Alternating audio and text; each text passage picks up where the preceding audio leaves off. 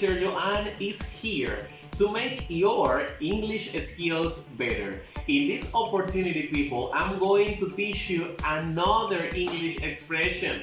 And the expression that I have for today is I'm off. Repeat after me. I'm off. You're brought.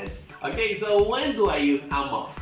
I use it when I want to say that I'm leaving of something.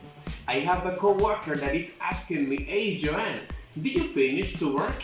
And I answer him, yes, I'm off. So see you tomorrow. Ok, esta expresión, I'm off, la utilizamos para decir que ya hemos terminado y nos vamos. Imaginemos que un compañero de trabajo nos pregunta, oye Joan, ¿y ya tú terminaste de trabajar?